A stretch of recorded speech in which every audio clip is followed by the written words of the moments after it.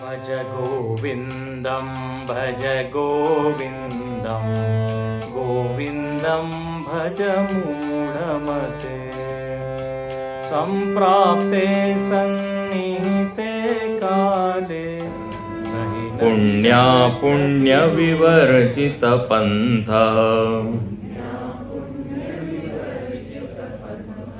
योगी योग नियोजित चित्तः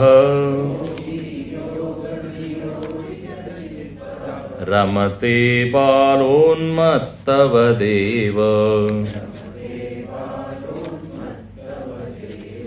भज गोविन्दं भज गोविन्दं गोविन्दं भज मूढमते। आता इथे त्या ब्रह्मज्ञानी माणसाचं एक वर्णन आहे, चित्र इथे काढलंय, शब्दचित्र, आणि इथे त्याला म्हटलेलं योगी. इथे काय शब्द योगी. आता एकच पाद ज्ञानी आहे, त्यासाठी नावं वेगवेगळे दिले जातात. कुठे स्थितप्रज्ञ, कुठे गुणातीत, कुठे आत्मज्ञानी. आता ते योगी म्हणे हा योगी कसा आहे पहा याचं जीवन. म्हणे यांनी रस्त्यावर टाकलेल्या जुन्या चिंध्यांनी बनवलेल्या एक गोधडी पांघरलेली, असं त्यांचं काय वस्त्र आहे. म्हणजे जे काही त्याला मिळालं सामान्य वस्त्र ते त्यांनी धारण केलेलं आहे. कंथ म्हणजे ते गोधडी. रथ्या चरपट, रथ्या म्हणजे रस्त्यावर पडलेलं, त्यांनी विरचित कंथ, त्यांनी त्या कापडाने बनवलेली एक गोधडी ती त्यांनी पांघरलेली. असं वाटेल कोणी विक्षिप्त आहे, कोणी भिकारी आहे असंच दिसेल, पण म्हणे तो महाज्ञानी आहे. तो कसा आहे? पुण्या पुण्य विवर्जित पंथ. त्याचा रस्ता कोणता आहे जीवन जगण्याचा? म्हणजे पापही नाही पुण्यही नाही, दोघांच्या पलीकडे तो गेलेला आहे. हे पहा, एक आहे पुण्यात्मा, एक आहे पापात्मा. जो चांगला जीव आहे त्याला आपण काय म्हणू? पुण्यात्मा, धर्मात्मा. आणि ज्या जीवनामध्ये पाप आहे त्याला काय? पापात्मा. पण हा पापात्माही नाहीये, पुण्यात्माही नाही, हा फक्त आत्मा आहे. एक फार मोठे संत झाले, उडिया बाबाजी महाराज. उडिया बाबाजी फारच मोठे सिद्ध संत होते. त्यांना विचारलं, तुम्ही अद्वैतवादी आहात की द्वैतवादी आहात? म्हणजे अद्वैतवाद, वाद म्हणजे काय? एक प्रकारचं चिंतन, पंथ, वाद. अद्वैतवादी आहात की द्वैतवादी आहात? तर म्हणे मी अद्वैतवादी नाहीये, द्वैतवादी नाही, मी अद्वैत आहे.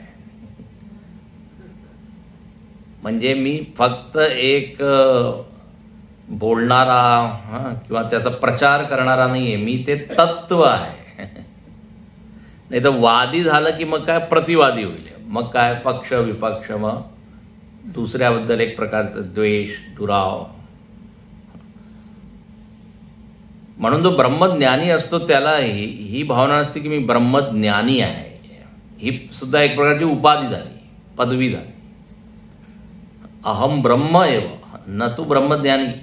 लोक म्हणतात त्याला ब्रह्मज्ञानी. परदृष्टीने तो परज्ञानी आहे, ब्रह्मज्ञानी. स्वदृष्टीने ब्रह्म. त्याचंच वर्णन आहे. पाप आणि पुण्य याच्या पलीकडे गेला आहे. को विधी को निषेध, निस्त्रे गुण्ये पथी विचारा. असं एक फार छान स्तोत्र आहे. म्हणजे विधी निषेधाच्या पलीकडे तो गेलेला आहे. जोपर्यंत आपल्यामध्ये कर्ता भाव आहे ना, लक्षात घ्या, जोपर्यंत मी मला कर्ता मानतो तोपर्यंत हे करायचं आहे, हे नाही करायचं आहे, हे चुकीचं आहे, हे नाही. जोपर्यंत तुम्ही रस्त्यावर जात आहात, गंता आहात, तोपर्यंत नियम आहे की लाल लाईट लागला तर काय थांबायचं आहे, हिरवा हाती जायचं आहे. पण आता एकदा तुम्ही घरी पोहोचला, घरी पोहोचल्यावर असं का डावीकडेच भिंतीकडूनच. जर हिरव्या रंगाचा कापड दिसत तरच जातो, लाल रंगाचा कापड स्टॉप. आता विधी निषेध काही नाही. तर पाप पुण्य म्हणजे काय? विधी निषेध आहे. पापाचा निषेध, पुण्याची विधी.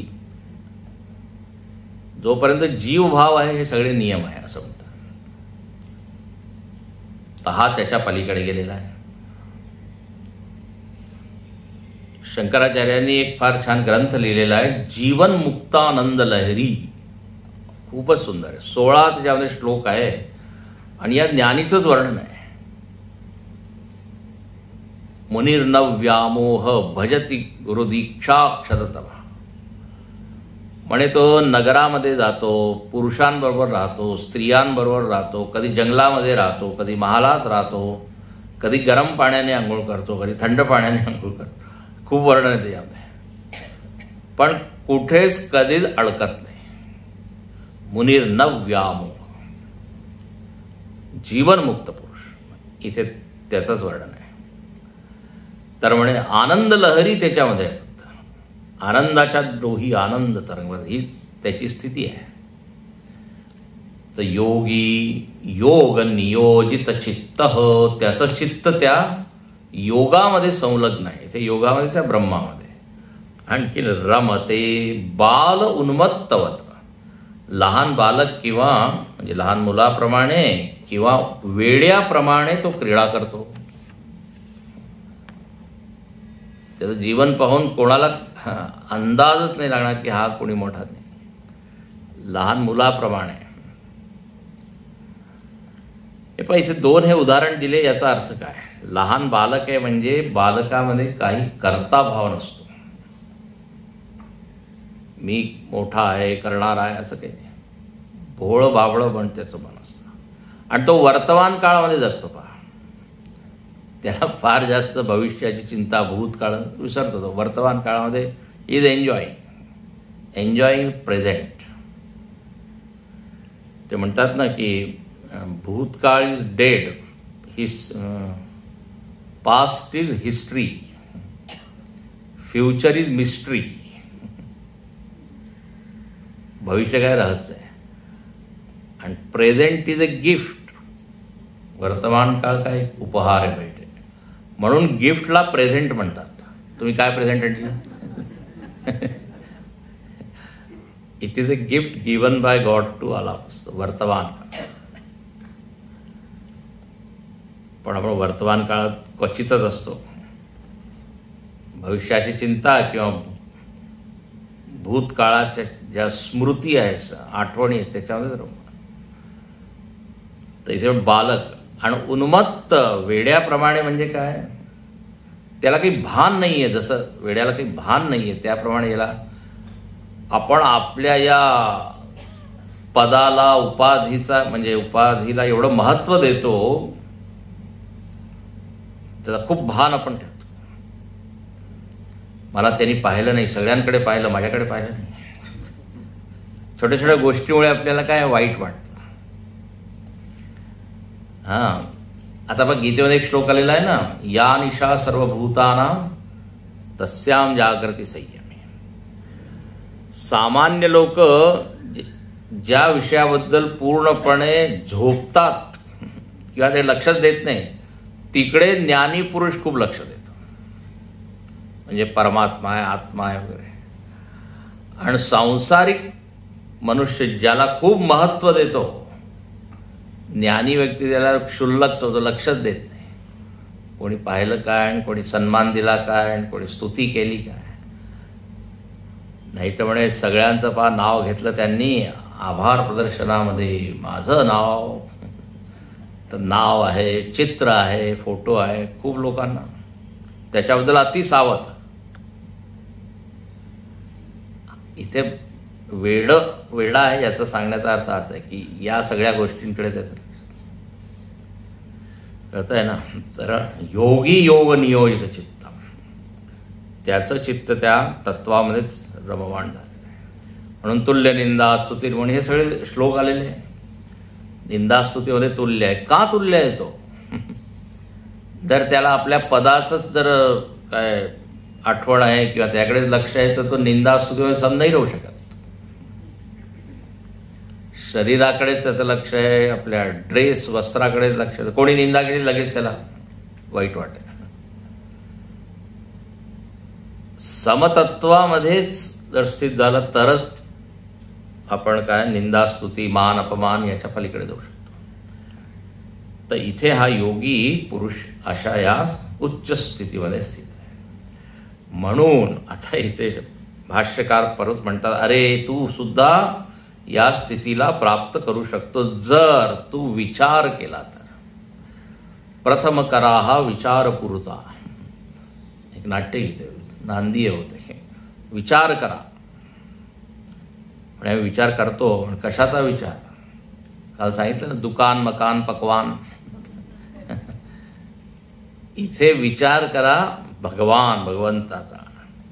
इथे पहा सुंदर म्हटलेला श्लोक. परत असे 2-3 श्लोक आलेले आहेत, त्याच्यामध्ये शंकराचार्य विचार करण्यात आपल्याला प्रेरित करतात. तू कोण आहे, कुठून आला आहे? कस्य त्वं कः कुत आयातः कामे जननी को मे तातः इति परिभावय सर्वमसारम् विश्वं त्यक्त्वा स्वप्नविचारम्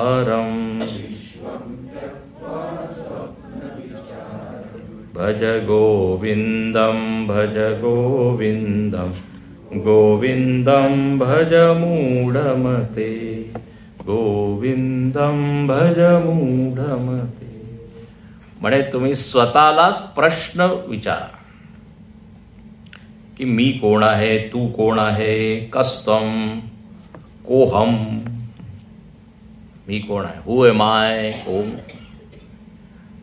आपण दुसऱ्याबद्दल खूप विचार, हु आर यू, तू कोण आहे मला हे करण्यात. ते एका सत्संगामध्ये खुर्चीवरून भांडण होत होते. तू माझ्या खुर्चीवर बसला, तू माझ्या. तर तो खुर्चीवर बसलेला माणूस म्हणाला, नाही, हा म्हणाला की तुला माहित नाहीये मी कोण आहे. तर तो बसलेला माणूस म्हणतो की मी हे जाणायलाच इथे आलेलो आहे की तू कोण आहे, मी कोण आहे. अच्छा, आपल्याला काय वाटतं की मला माहित आहे मी कोण आहे, जास्त मला उपदेश करू नका. लोक जे अगदी अनाध्यात्मिक लोक असतात तर त्यांना अध्यात्म वगैरे मुळीच आवडत नाही. म्हणजे जास्त तुम्ही बोलू नका, आम्हाला माहिती. स्वयं धीरा पंडितम मन्यमाना. पण इथे म्हणतात, अरे मूढा, तुला फक्त व्यावहारिक ज्ञान आहे की मी इंजिनियर आहे, डॉक्टर आहे, ऑफिसर आहे, अमुक आहे तमुक आहे. पण तुझा मूळ काय? कोण इंजिनियर आहे, कोणी शरीर धारण केलं आहे. त्यामुळे याच्यावर जरा विचार करीत 3-4 प्रश्न आहे. कस्त्वं, तू कोण आहे, मी कोण आहे, कुतः आयात, कुठून आलो आहे, माझी माता कोण आहे, माझे पिता कोण आहे. आता कोणी म्हणेल हे सगळे अगदी सामान्य प्रश्न आहे. मला माहिती आहे माझी आई हे, वडील आहे. म्हणे नाही, त्याचा विचार कर की मी त्या परिवार म्हणजे त्या कुटुंबामध्ये का आलो, दुसऱ्या कुटुंबात माझा जन्म का नाही झाला. याच्यावर कोणी चिंतन करत नाही. माझा जन्म झालाय पण का झाला, कुठून आला, माझे किती जन्म झाले याच्यावर कोणी विचार करत नाही. कारण म्हणजे विश्वासच नाही की आधी सुद्धा काय आपला जन्म झालेला होता. पुनर्जन्म आणि पूर्वजन्म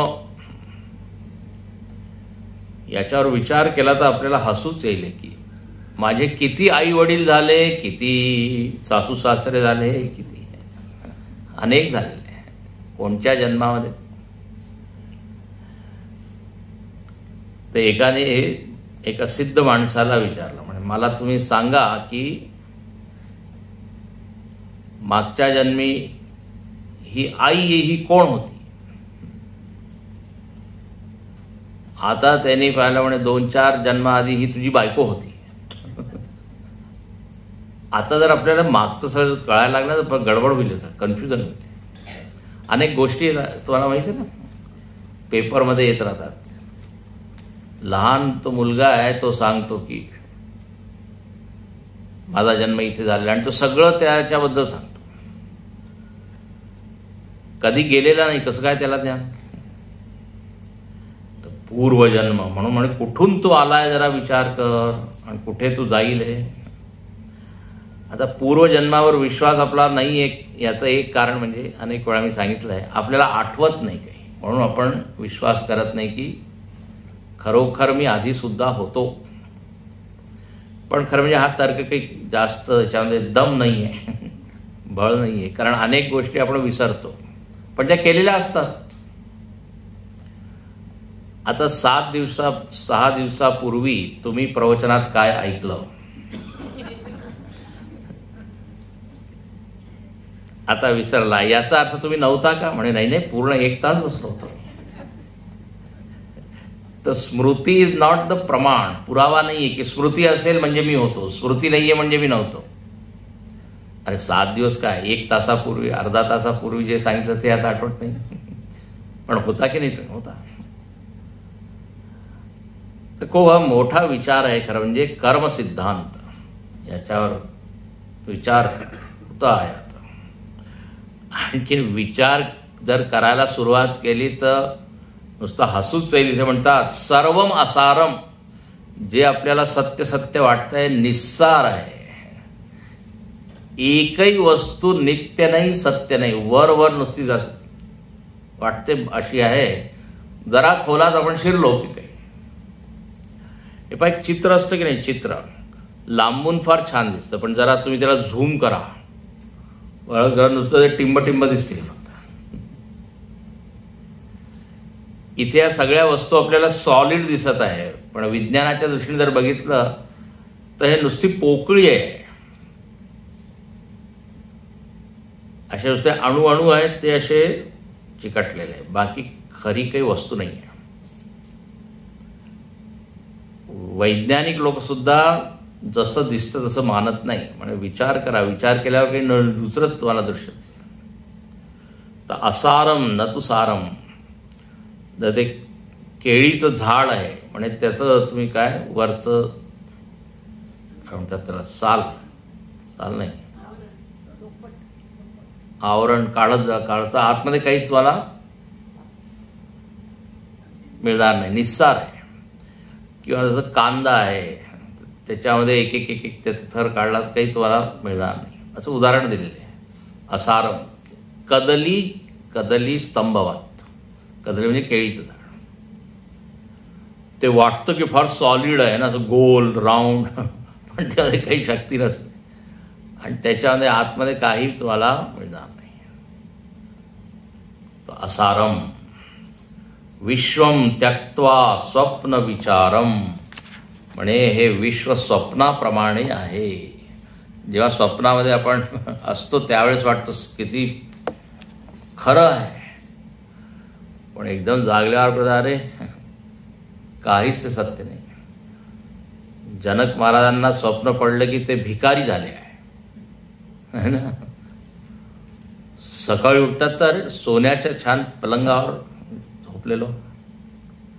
तर त्यांनी आपल्या गुरूंना विचारलं की सत्य काय आहे, स्वप्नामधील भिकारी की जागृत अवस्थेमधला राजा?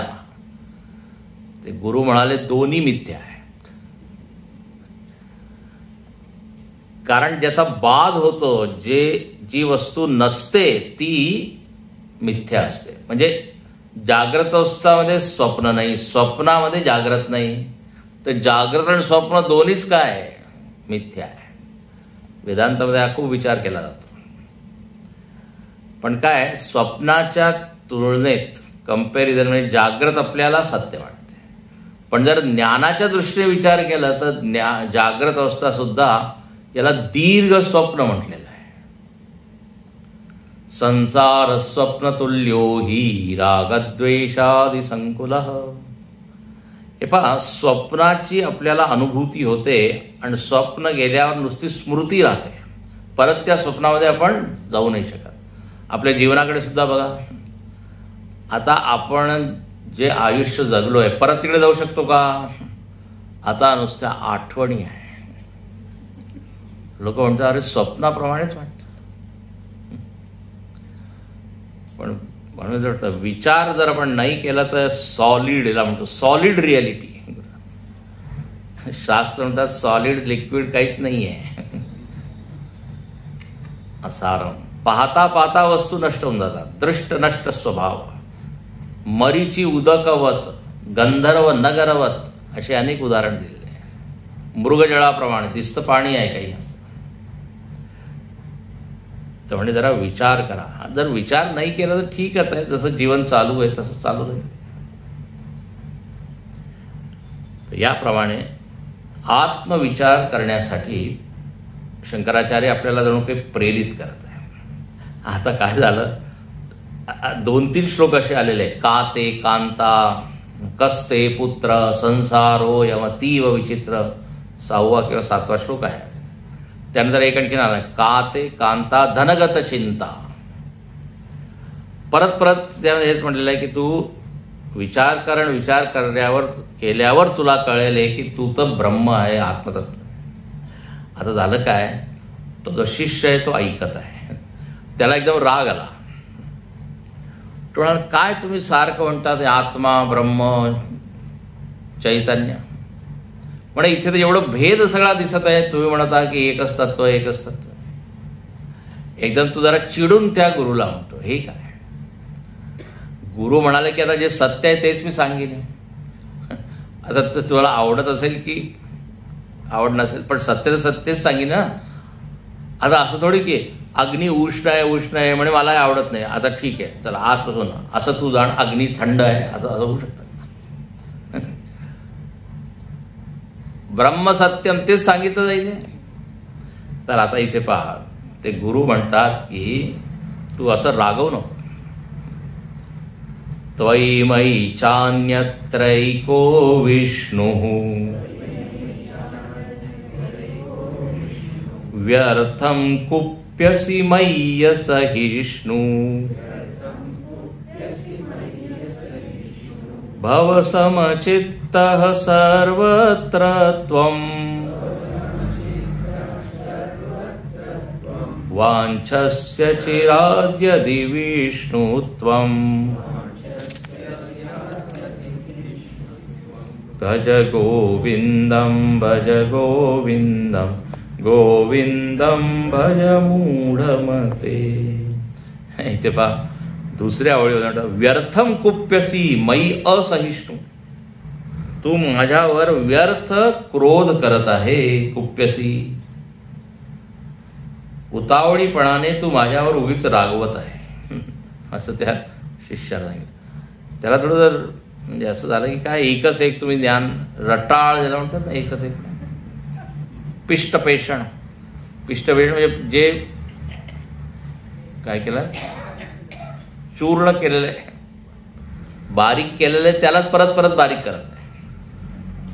गिरणी असते की नाही, आता कणकेलाच परत परत जर तुम्ही केलं याला म्हणत पिष्टपेषण. तर आता जे सांगितलंय परत परत ते सांगत आहात. तर इथे म्हणतात व्यर्थम कुप्यसी, तू उगीच माझ्यावर राग करत आहे. कारण असं आहे की मयि त्वयि अन्यत्र एकः विष्णू. आता हेच सत्य आहे, आता मी हेच सांगेन, तुझ्यामध्ये माझ्यामध्ये सगळ्यामध्ये एकच विष्णू आहे. आता विष्णूचेच वेगवेगळे नाव आहे, ब्रह्म आहे, आत्मा आहे. विष्णूचे नाव किती आहे, सहस्र नाम आहे. विष्णू विष्णुर्व षटकारो भूत भव्य भवत प्रभू. विष्णू शब्दाचा अर्थ असतो जो व्यापक आहे त्याला म्हणतात विष्णू.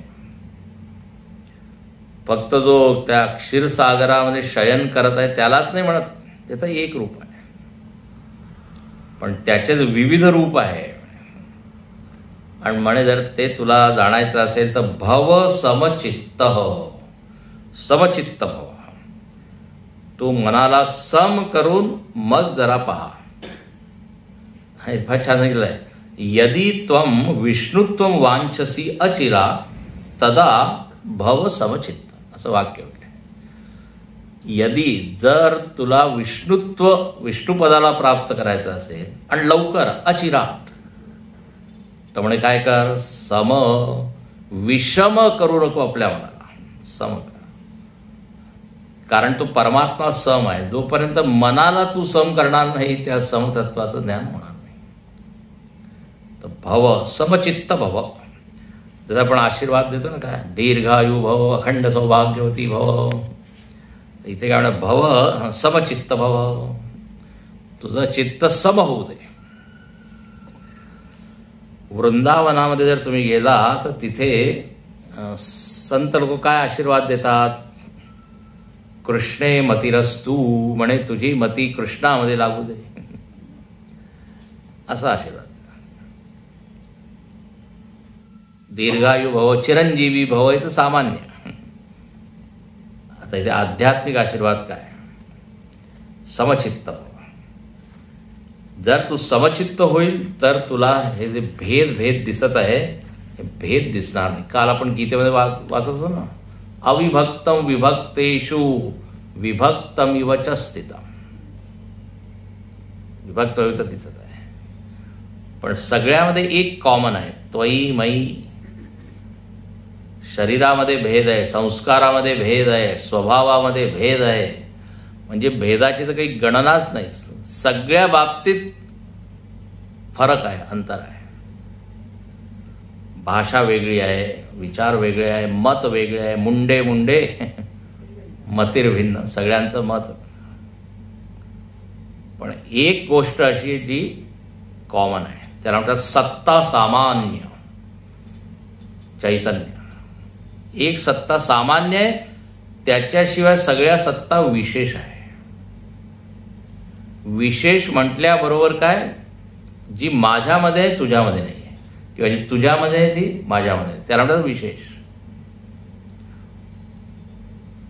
को नाम भेद विशेषो नाम भेद, अशी एक परिभाषा आहे. भेद कशामुळे, सामान्य सत्तेमुळे भेद नाही आहे, विशेषमुळे. मी एक विशेष भाषा बोलतो, ती तू बोलत नाही, म्हणून I am different from you.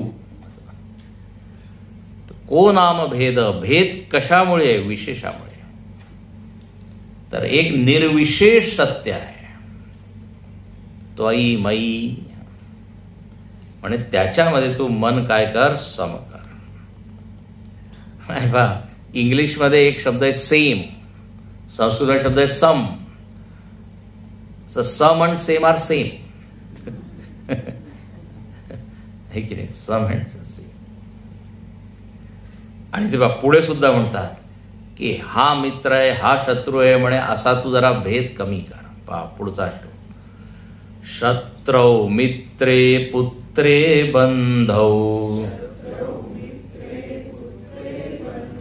मा कुरु यत्नं विग्रह संधौ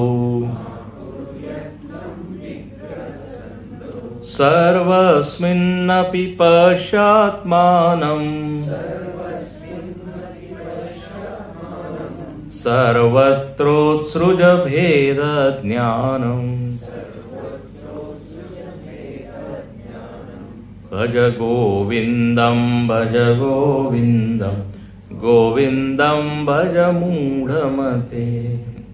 इथे म्हणतात माकुरू, दुसऱ्या ओळीमध्ये माकुरू, नको करू. काय नको करू, म्हणे विग्रह संधौ यत्नम माकुरू, विग्रहण संधीचा प्रयत्न. भांडण आणखी मैत्री. विग्रह म्हणजे काय, भांडण, वाद विवाद. मैत्री म्हणजे संबंध जोडणे. हे पहा आपण सतत हेच काम करत आहे, याच्याशी मैत्री, याच्याशी. आणि राजकारणामध्ये तर खूपच आहे, पदोपदी विग्रह संदेह. आज कोणत्या पक्षामध्ये, आज इकडे, उद्या तिकडे उडी मारणे, परत परवा इकडे. खेळ चालू असतो ना. लोक पाहतात, लोकांचा कल कुठे आहे, तिकडे मध्ये. तर राजकारण करायचं असेल तर ठीक आहे, विग्रह संधी. पण जर तत्वज्ञान मिळवायचं असेल तर म्हणे याच्याकडे जास्त लक्ष. हा माझा शत्रू आहे, हा माझा मित्र आहे. शत्रू म्हणजे कोण, तर म्हणे जो सतावतो त्याला म्हणतात शत्रू, शातनात शत्रू. आणि मित्र म्हणजे काय, तर मित्र शब्द इमिदा स्नेहेनं, या धातूने मित्र शब्द बनलेला आहे. स्नेह म्हणजे तूप असतं संस्कृतमध्ये.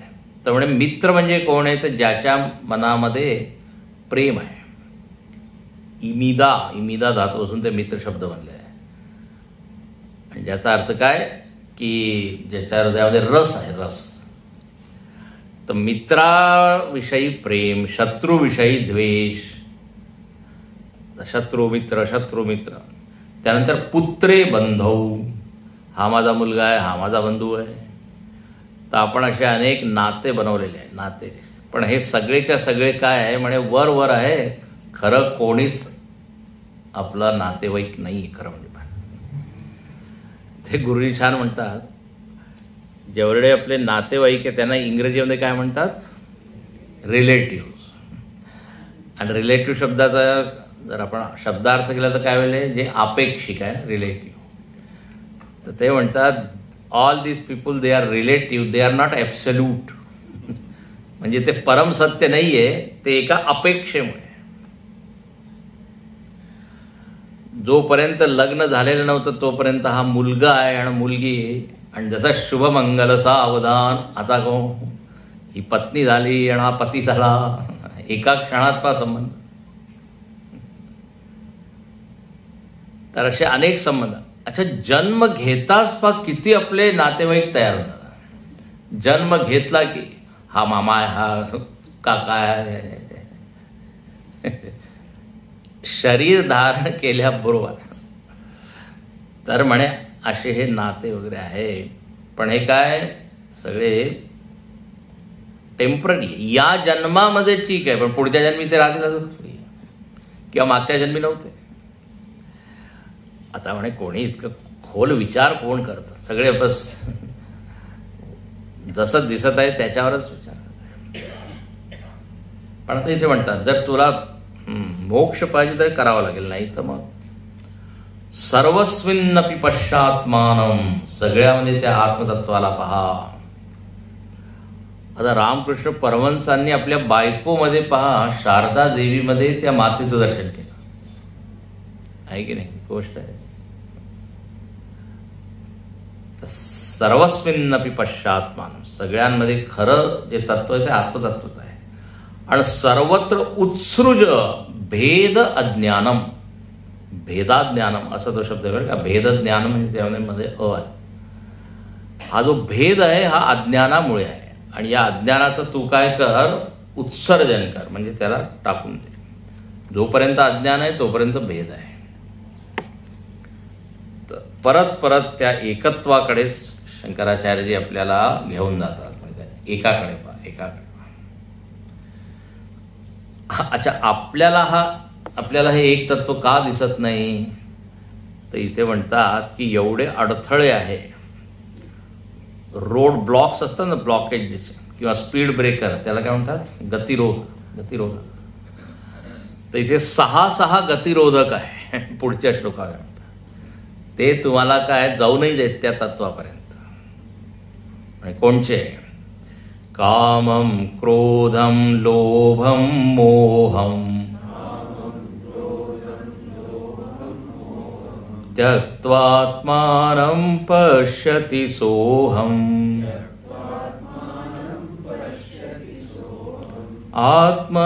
आत्मज्ञानविहीना मूढा ते पच्यन्ते नरकनिगूढा भज गोविन्दं गोविंदम भज मूढमते. म्हणे बाधा आहे, अडचण आहे. 6 विकार जे आहेत ते आपल्याला तत्वापर्यंत जाऊ नाही देत. तर इथे 4 विकारांचं नाव घेतलं आहे, कामम क्रोधम लोभम मोहम. 2 आणखीन कोणचे, मद मात्सर्य. नको रे मना क्रोध हा खेदकारी, नको रे मना लोभ कामनाना विकारी, नको रे मत्सरू दंभ भारू, असं आहे ना.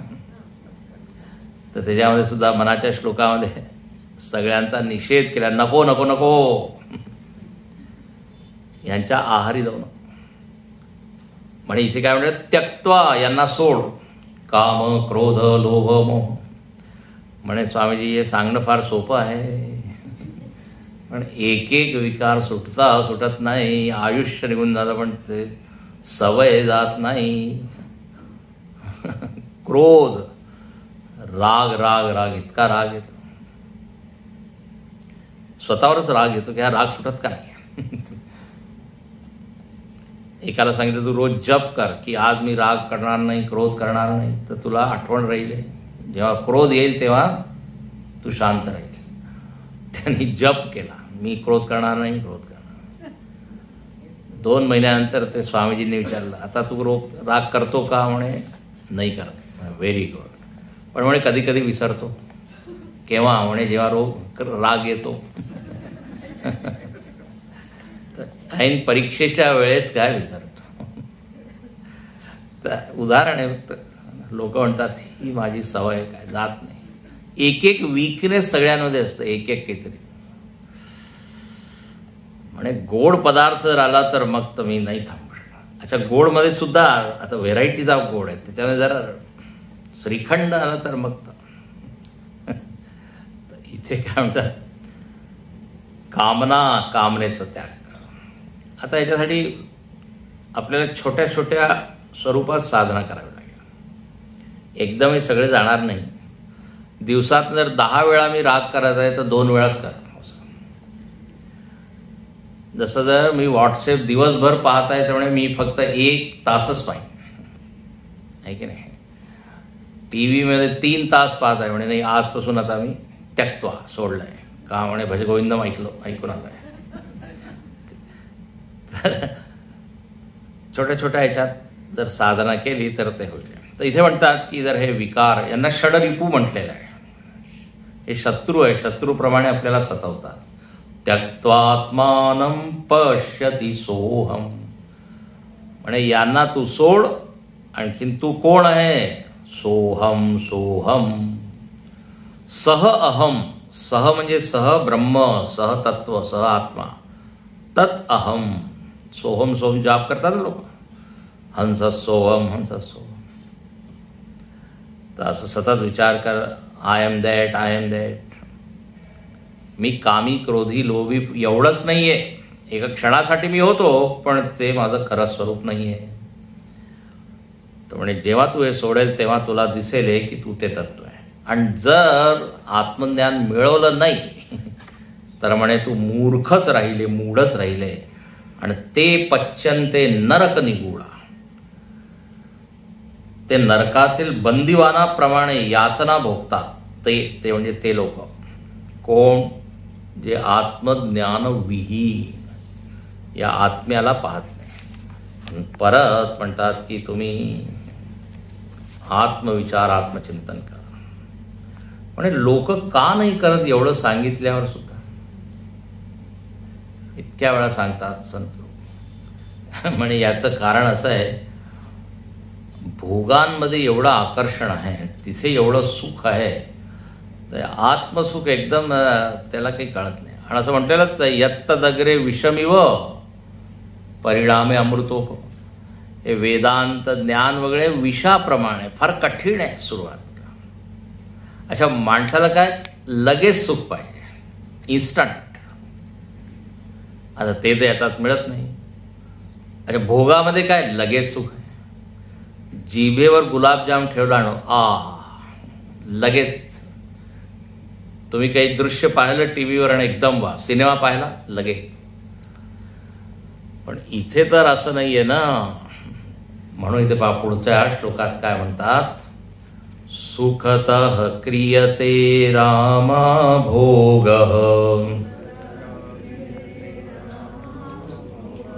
पश्चादन्त शरीरे रोगः यद्यपि लोके मरणं शरणं तदपि न मुञ्चति पापाचरणं भज गोविन्दं गोविंदम भज मूढमते. हे पात्र तिथे लिहिलेलं आहे की सुखतः क्रियते रामाभोग. रामाभोग म्हणजे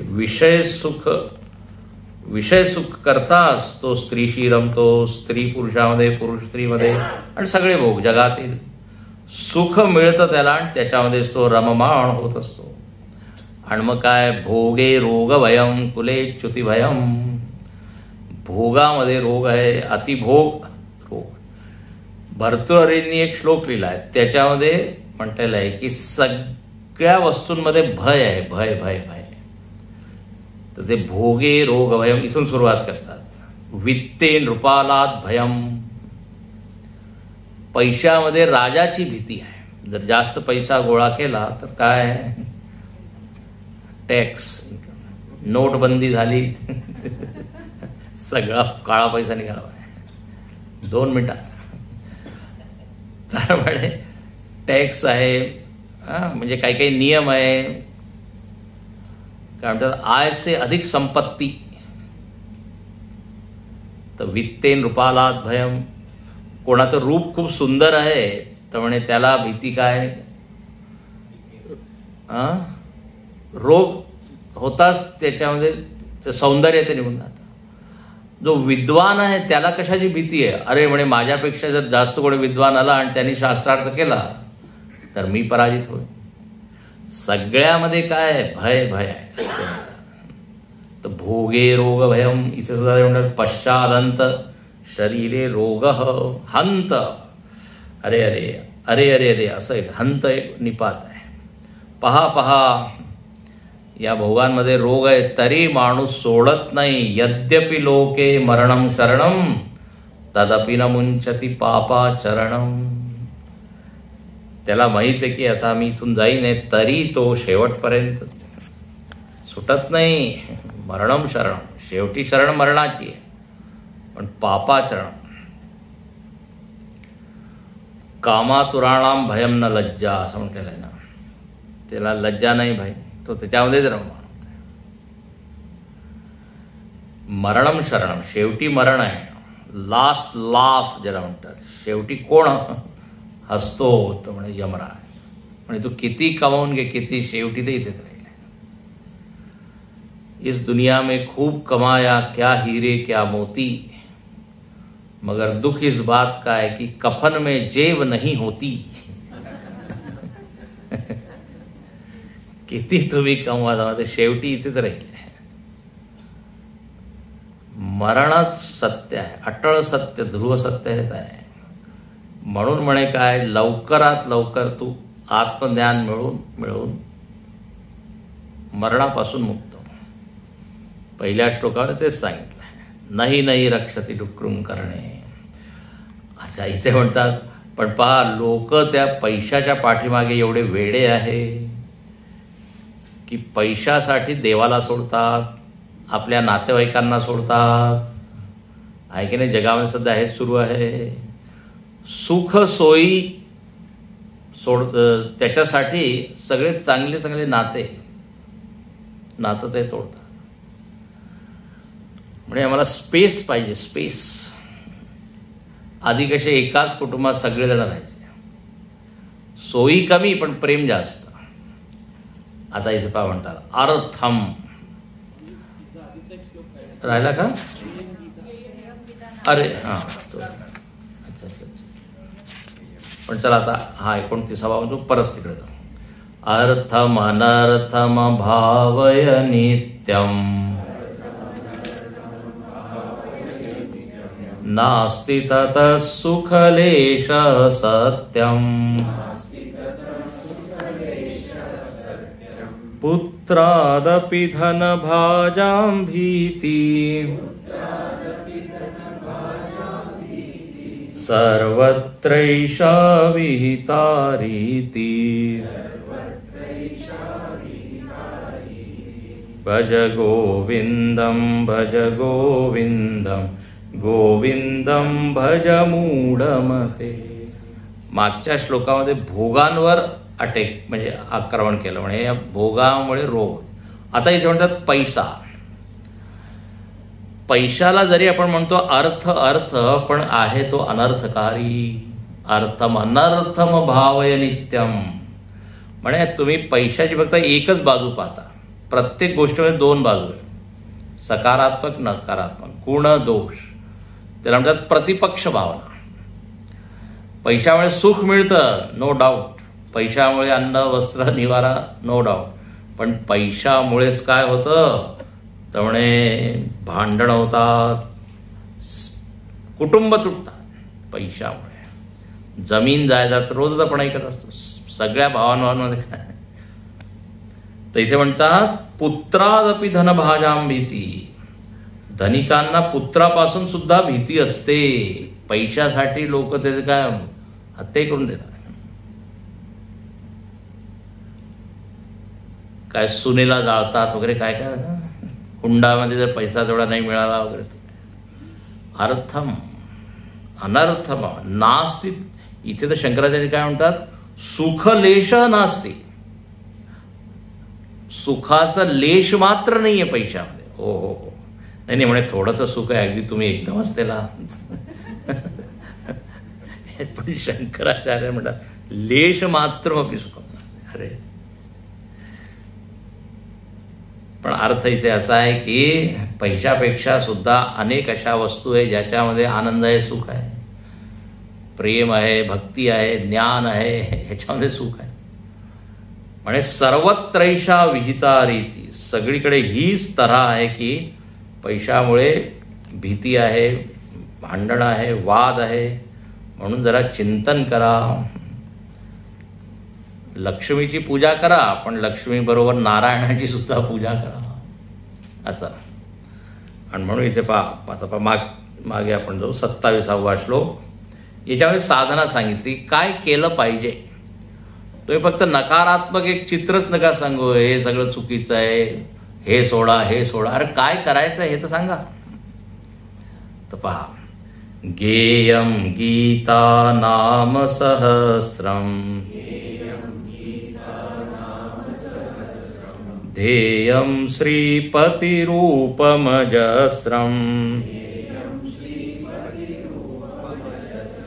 नेयमसज्जनसंगे चित्तं देयं दीनजनाय च वित्तम्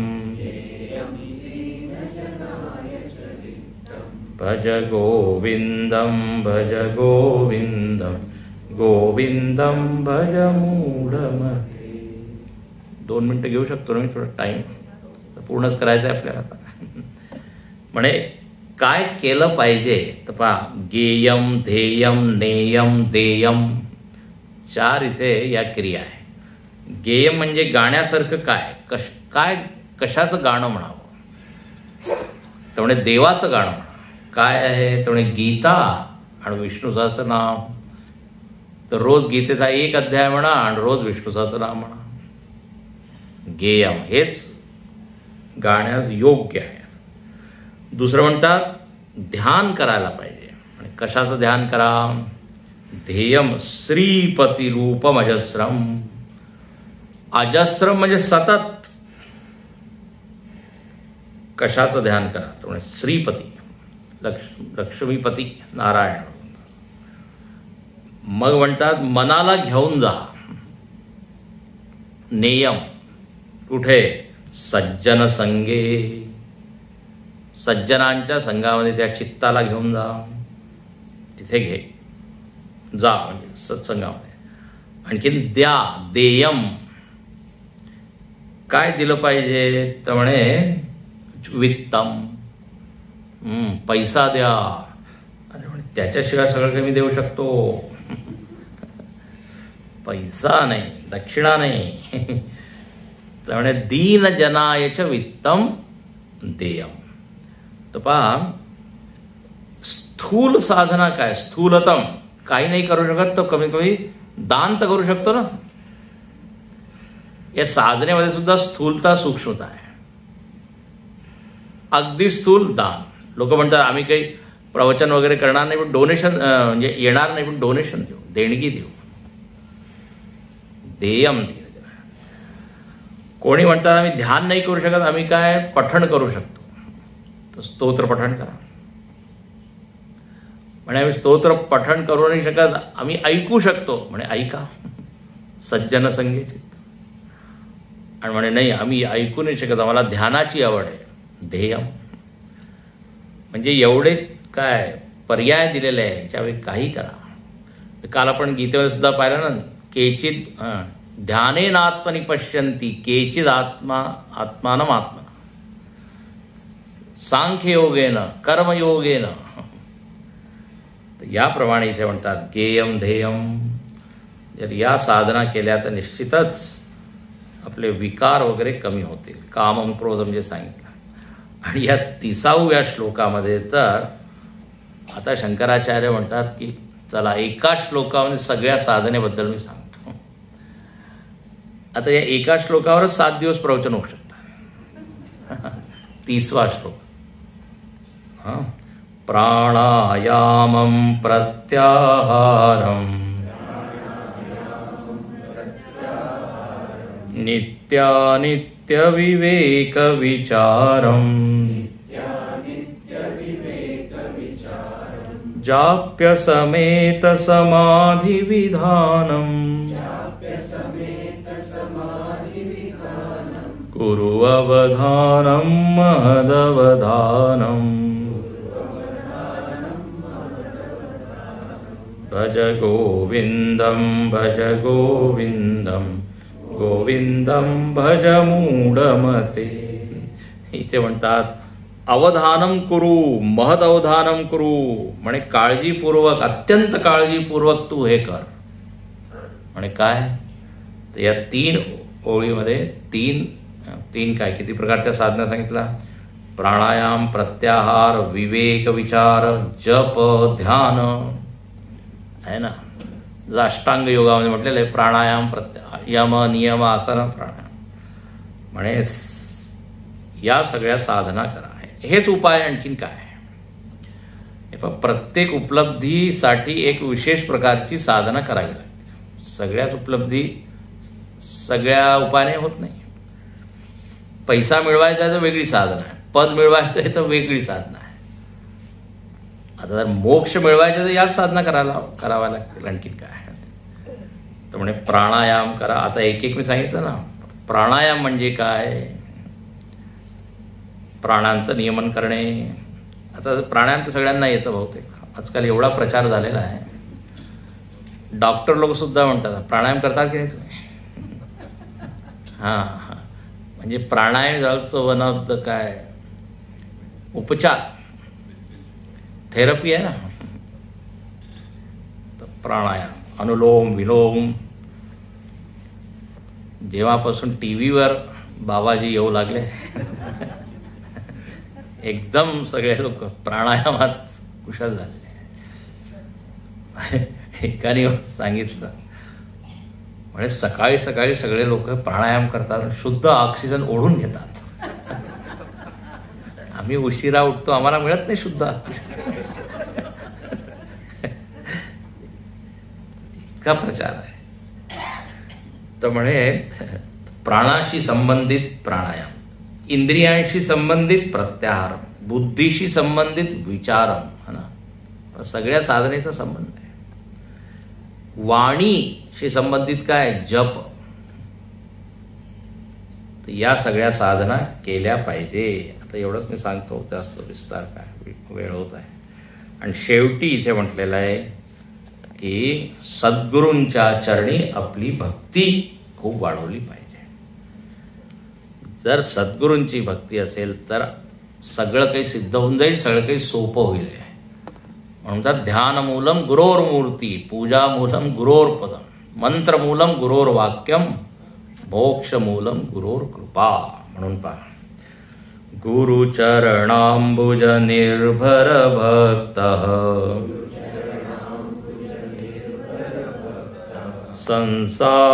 संसारादचिरात् भवमुक्तः